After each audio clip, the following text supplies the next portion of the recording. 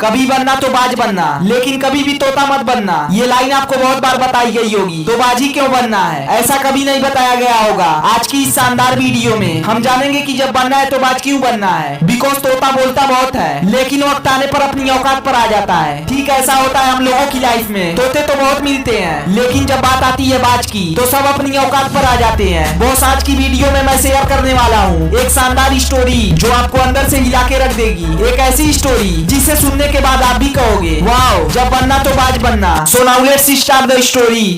एक बार एक बाज की पीठ पर एक कौवा बैठ जाता है। वो उस बाज से खूब चिढ़ता था और वो बाज को परेशान किए जा रहा था। बाज एक हद तक खामोश था, साथी के साथ बस उड़े जा रहा था, लेकिन कौवा अपनी हरकतों से बाज नहीं आ रहा था। उसे समझ नहीं आ रहा था कि वो किसकी पीठ पर बैठा है। अगर उसका दिमाग खराब हुआ तो वो उसके साथ क्या कर सकता है। कौवा तो कौवा था, वो अपनी धुन में लगा रहता है, लेकिन एक वक्त के बाद बाज का दिमाग खराब हुआ और उसके बाद जो हुआ उसे सुनने के बाद आपका दिल दहल जाएगा। कौवा बाज की पीठ पर बैठता तो है, बाज की गर्दन पकड़ता तो है, उसकी गर्दन पर काटता तो है, लेकिन बाज की खामोशी के बाद जो तूफान आया उससे कौवे को अपनी औकात का अंदाजा हो जाता है। उसे अंदाजा हो जाता है कि बाज कौन है, बाज क्या चीज है। क्योंकि एक वक्त के बाद बाज अपने पंखों को खोलता है और वो ऊंची उड़ान भरता है। कौवे को उस ऊंचाई तक लेकर जाता है जहाँ से कौवे को सांस लेने में भी मुश्किलें हो रही थी, जहाँ से कौवा सांस तक नहीं ले पा रहा था। और कौवा जितना तड़प रहा था बाज उतना ही ऊपर उड़ रहा था। अब ऊंचाई में मजा आ रहा था और बाज का यही एटीट्यूड बाज को पक्षियों का राजा बनाता है, राजा बनाता है बर्ड किंगडम का। बॉस, ऐसा हम सबकी लाइफ में होता है। जब कुछ कौवे हमें तंग करने लगते हैं हमें जब हम अपने काम से काम कर रहे होते हैं, तो उनको जवाब देने का सबसे बेहतरीन तरीका है कि आप अपने स्ट्रेंथ से जवाब दो,